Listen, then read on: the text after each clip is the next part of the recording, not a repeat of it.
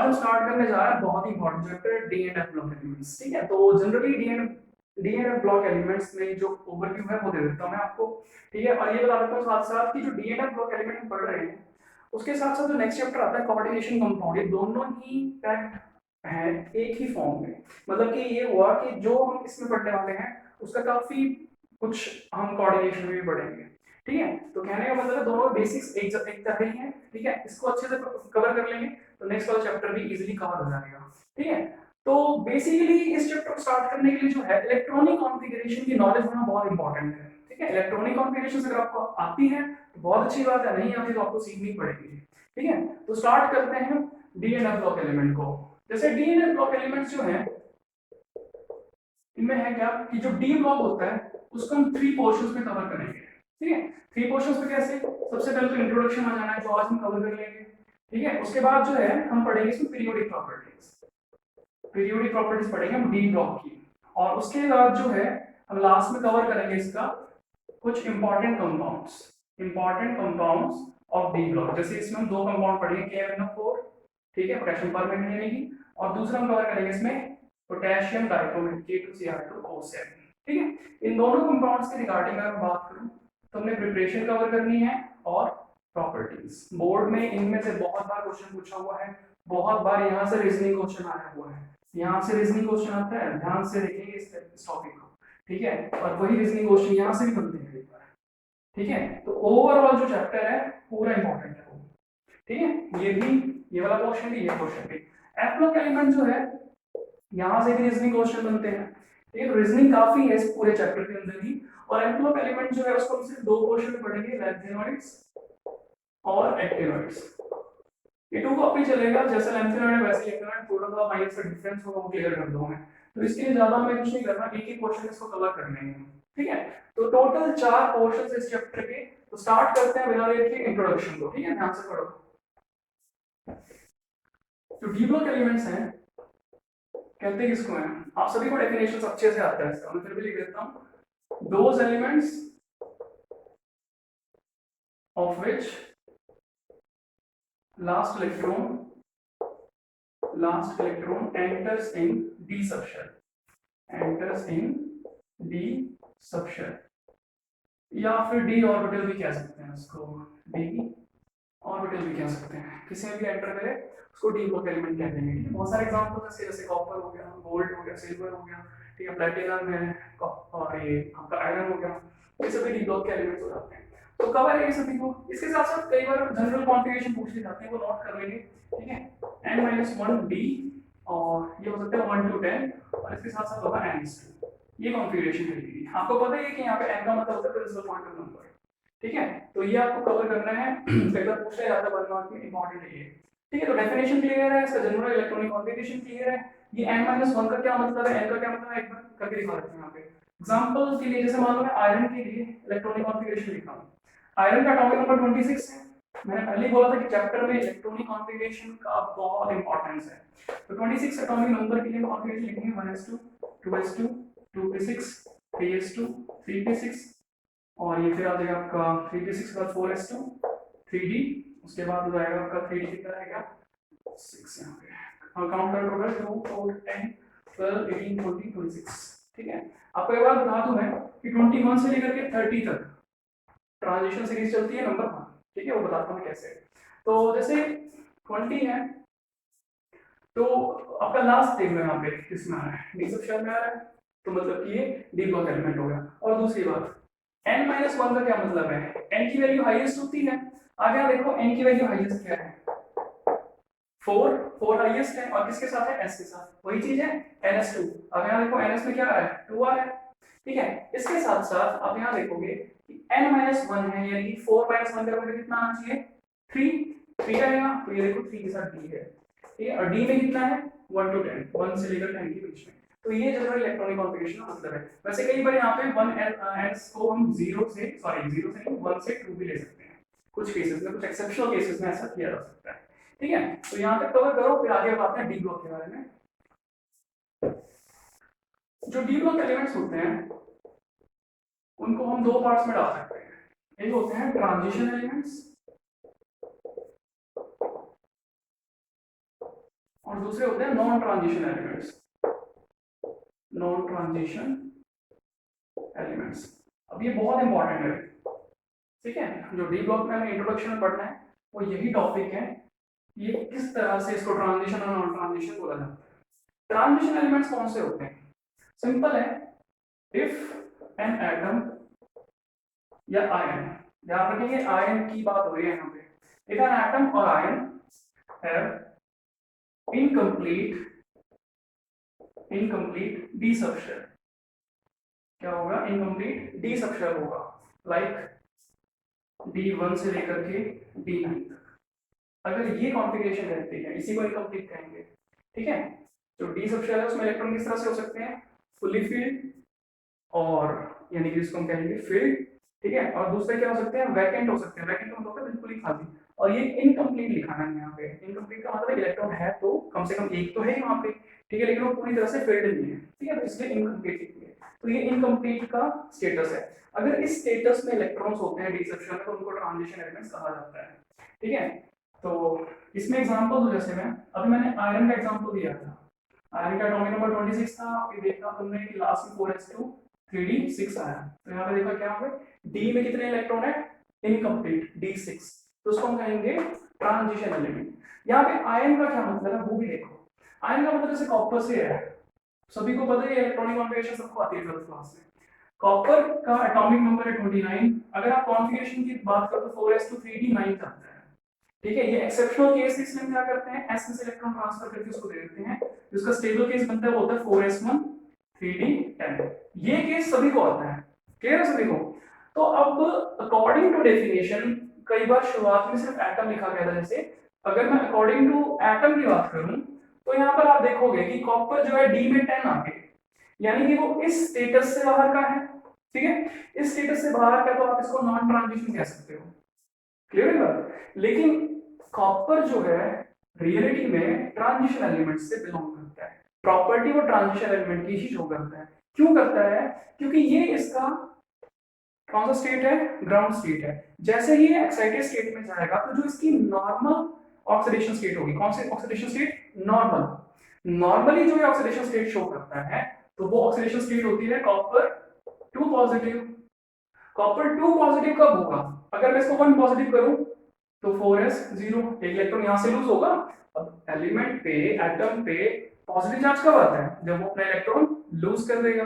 तो first electron lose होगा s में से, लूज हो गया, 1 पॉजिटिव आ गया। नॉर्मल ऑक्सीडेशन स्टेट में +2 कहा है, एक और इलेक्ट्रॉन लूज करेगा तो क्या हो जाएगा? 9। तो ये इसकी नॉर्मल ऑक्सीडेशन स्टेट आ गई। नॉर्मल ऑक्सीडेशन स्टेट के केस में जो इसमें नंबर ऑफ इलेक्ट्रॉन्स हैं डी में, वो कहां से बिलोंग करते हैं? यहां से बिलोंग करते हैं। दैट्स व्हाई हम कॉपर को किस में कंसीडर करेंगे?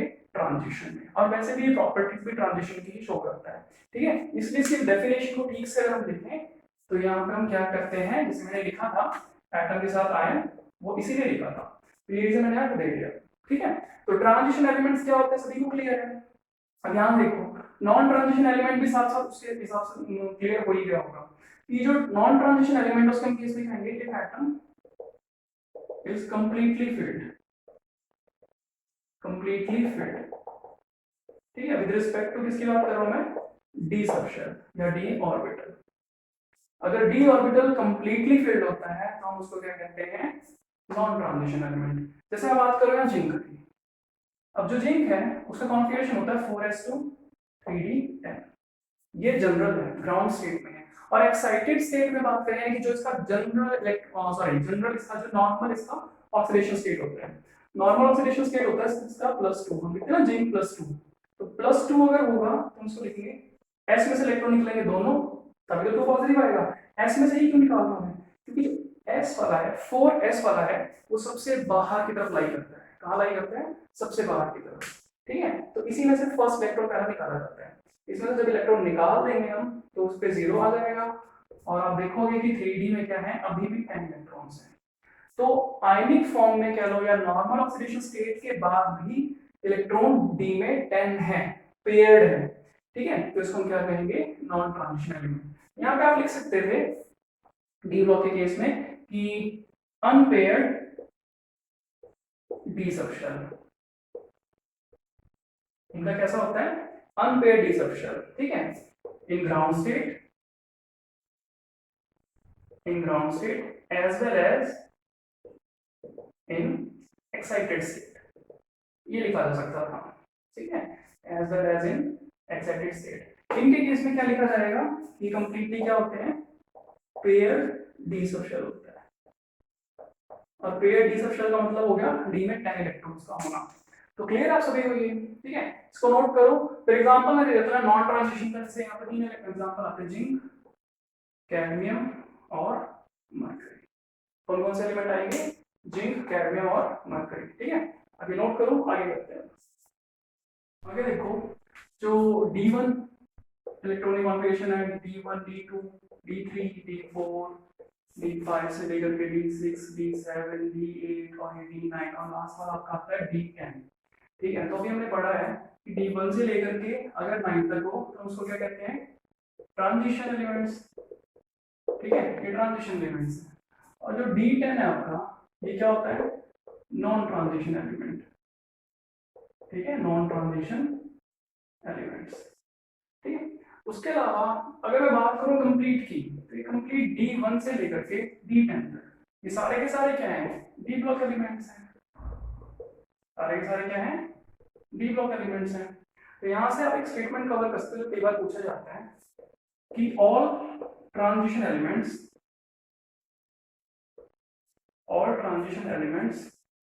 आर डी ब्लॉक एलिमेंट्स, ठीक है, क्लियर है।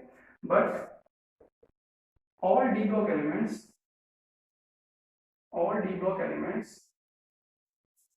are not transition elements, ठीक है। तो यहाँ देख लो कि जितने भी ट्रांजिशन एलिमेंट्स है वो डी ब्लॉक के, तो देख लो ये जो ट्रांजिशन है 1 से लेकर के 9 तक ये डी ब्लॉक के अंदर कवर हो रहे हैं सारे, ठीक है। लेकिन जितने भी डी ब्लॉक हैं, यानी कि सारे के सारे जो डी ब्लॉक हैं वो सारे के सारे ट्रांजिशन नहीं है। क्यों नहीं है, क्योंकि वो नॉन ट्रांजिशन भी तो है उसमें, इस वजह से, ठीक है। तो ये स्टेटमेंट कवर करके चलना है। अच्छा, इसके साथ साथ जो है कि हम जैसे बोलते हैं ट्रांजिशन एलिमेंट्स और नॉन ट्रांजिशन एलिमेंट, ऐसा किस वजह से है, एक्चुअली कई सारी स्टडीज की गई हैं, ठीक है, इन एलिमेंट्स पे कई सारी स्टडीज हुई है, नंबर ऑफ स्टडीज हुई हैं, और उन स्टडीज में हमने देखा कि हर एक एलिमेंट जो है जो भी प्रॉपर्टी शो करे, जैसे कि D1 से लेकर के जो D9 तक है, D1 से लेकर के जो D9 तक कॉन्फ़िगरेशन शो करते हैं, ठीक है, वो पैरामैग्नेटिक होते हैं सारे के सारे। ज्यादातर क्या होते हैं उसमें, पैरामैग्नेटिक, मतलब उसका जो मैग्नेटिक बिहेवियर है, ठीक है, वो सारे के सारे कलरफुल होते हैं, ठीक है, या उनकी आयनिक स्टेट में, ठीक है, कलरफुल भी होते हैं, पैरामैग्नेटिक भी होते हैं, ठीक है। कैटालिटिक प्रॉपर्टी भी शो करते हैं, ये क्या करते हैं, कैटालिटिक प्रॉपर्टी भी शो करते हैं, क्लियर है सभी को, ठीक है।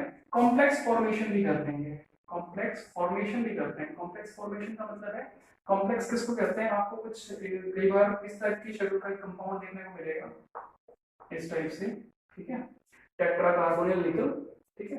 तो इस तरह की शक्ल में कोई कंपाउंड अगर लिखा हो, इनऑर्गेनिक कंपाउंड इस तरह के स्क्वायर ब्रैकेट के अंदर, तो उसको हम कॉम्प्लेक्स कंपाउंड कहते हैं, जिसको कोऑर्डिनेशन कंपाउंड भी कहा जाता है।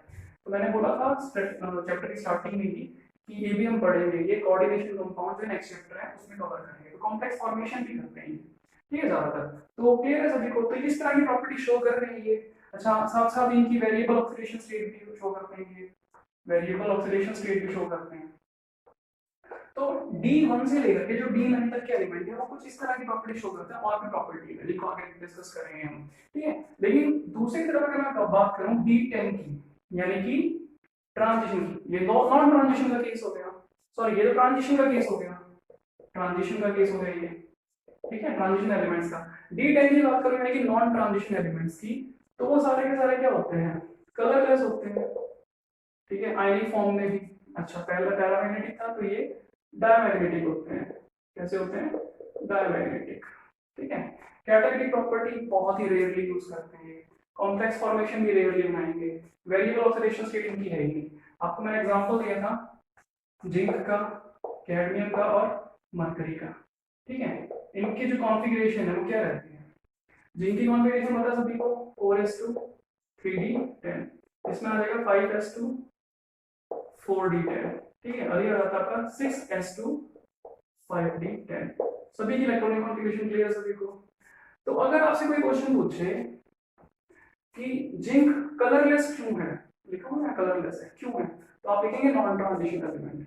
हालांकि इसके अदर रीजन है, आप नॉन ट्रांजिशन लिख के आओगे पूरे मार्क्स नहीं मिलने वाले, अदर रीजन है। तो अदर रीजन हम नेक्स्ट वीडियोस में पढ़ेंगे, जो पीरियोडिक प्रॉपर्टीज है। ठीक है, मैंने लिखा था सेकंड क्वेश्चन पीरियोडिक प्रॉपर्टीज के बारे में होगा, तो वहां कवर करेंगे उसको। तो बेसिकली मैंने इन पॉइंट्स पे यहाँ पे क्यों लिखा, मैंने क्योंकि अभी कहा कि नंबर ऑफ स्टडीज हुई हैं, तो आपको मतलब हमें देखने को मिलता है कि जो पैरामैग्नेटिक था उनकी कॉन्फ़िगरेशन 1 से 9 के बीच में थी, जो कैटालिटिक प्रॉपर्टी शो करते वो 1 से 9 के बीच वाले थे। ठीक है, ज्यादातर कलरलेस D10 में थे, यानी कि जिंक ले लो चाहे कैडमियम ले लो मरकरी ले लो, इनके सॉल्ट व्हाइट कलर के होते हैं। ठीक है, व्हाइट कलर के भी होते हैं एंड भी कलरलेस होते हैं, एक ही बात है। तो जितने भी स्टडी हुई उन स्टडीज के बेसिस पे इनको अलग अलग किया गया, और फिर वो अलग करने के बाद हमने देखा कि कॉन्फ़िगरेशन का मैटर है सारा। कॉन्फ़िगरेशन यानी कि नंबर ऑफ इलेक्ट्रॉन्स का मैटर है सारा, कि डी सबशेल के अंदर कितने इलेक्ट्रॉन्स हैं, उनकी वजह से प्रॉपर्टीज में डिफरेंस आ रहा है। तो क्लियर है सभी को ये, हम इनको डी ब्लॉक को दो पार्ट्स में क्यों डिवाइड करते हैं, इस वजह से डिवाइड करते हैं। ठीक है, आगे देखते हैं। अब देखते हैं क्लासिफिकेशन। डी ब्लॉक एलिमेंट्स जो है उनको क्लासिफाई कर सकते हैं हम। जैसे नॉर्मली मॉडर्न पीरियोडिक टेबल में क्या होता है कि हम ग्रुप में, पेयर में और ब्लॉक में डिवाइड करके पढ़ते हैं, लेकिन जो डी ब्लॉक एलिमेंट्स हैं उनको हम ना तो ग्रुप में पढ़ते हैं, ठीक है, और ना ही पेयर की फॉर्म में पढ़ते हैं। तो उनको क्लासिफाई कैसे कर सकते हैं? डी ब्लॉक एलिमेंट जो है 4 सीरीज में डिवाइड होती है, 4 सीरीज में क्लासिफाई होती है। तो जैसे फर्स्ट सीरीज है उसको हम फर्स्ट सीरीज ही कहते हैं, फर्स्ट सीरीज, या उसको आप कहोगे 3D transition series, 3D transition series. अब 3D ट्रांजिशन सीरीज जो है वो स्टार्ट कहां से होती है? स्कैंडियम से लेकर के जिंक तक। कहां तक चलेगा वो? स्कैंडियम से लेकर के जिंक तक। और जहां से ट्रांजिशन सीरीज स्टार्ट होती है उसका ग्रुप जो आप देखोगे वो ग्रुप होता है थर्ड, ये होता है थर्ड ग्रुप, और थर्ड ग्रुप से लेकर के 12th ग्रुप तक चलता है। ठीक है, फिर उसके बाद आता है सेकंड सीरीज, सेकंड सीरीज चलेगी, और सेकंड सीरीज के बाद फिर 4D ट्रांजिशन सीरीज कहेंगे इसको, 4D ट्रांजिशन सीरीज। ये कहां से चलती है? ये चलती है ल्यूटीनियम से लेकर के कैडमियम तक। ठीक है, कैडमियम तक। और उसके बाद फिर आता है थर्ड सीरीज। थर्ड सीरीज जो है उसको हम बोलते हैं 5D सीरीज। अब जो 5D सीरीज है ये कहां से चलेगा? ये चलता है आपका लैंथियम से लेकर के मरकरी तक। ठीक है, मरकरी तक। उसके बाद जो लास्ट सीरीज रहेगा वो है आपका फोर्थ सीरीज। फोर्थ सीरीज होगा उसको हम बोलते हैं 6D transition series. 6D transition series क्या है? सिंपल 6D सीरीज क्या है, एक ही बात है, 6D ट्रांजिशन सीरीज। यहाँ पे लिखा है, इसको भी ट्रांजिशन ही बोलेंगे। ठीक है, ये जो चीज है ये चलती है एक्टिनियम से लेकर के कॉपर्टिशियम तक, CM से डिनोट करेंगे। ठीक है, तो ये जो एलिमेंट्स हैं आपके, ये कौन से रहते हैं? नॉन ट्रांजिशन एलिमेंट्स रहते हैं। ठीक है, बेसिक टाइम सिर्फ इतने को कवर करके चलते हैं, लास्ट वाला रिएक्टिव एलिमेंट होता है तो उसको कवर नहीं करते हैं। ठीक है, तो ये सारे के सारे कवर हो जाएंगे। तो फिलहाल जो हमने किया है उसमें जो क्वेश्चनिंग आई है वो कहाँ से रिलेटेड आई है? जो ट्रांजिशन और नॉन ट्रांजिशन है वो कहते किसको हैं, ठीक है, और उनके बीच में जो प्रॉपर्टीज का डिफरेंस है वो किस बेसिस पे है, क्योंकि एक में पेयर्ड है एक में अनपेयर्ड है, वो बता दिया अच्छे से। ठीक है, तो इसको पूरे ठीक से कवर करना है। और इसी के बेसिस पे जो प्रॉपर्टीज हमने पढ़ी थी कि जो पैरामैग्नेटिक है, डायमैग्नेटिक है, कलरफुल है, कॉम्प्लेक्स फॉर्मेशन है, कैटालिटिक प्रॉपर्टी है, अलॉय फॉर्मेशन है, वेरिएबल ऑक्सीडेशन स्टेट है, कॉम्प्लेक्स फॉर्मेशन है, ये सभी प्रॉपर्टीज, वेरिएबल ऑक्सीडेशन स्टेट वगैरह जो भी है हम सारा का सारा नेक्स्ट वीडियो में डिस्कस करेंगे। ठीक है, तो तब तक के लिए कवर करना है। Thank you.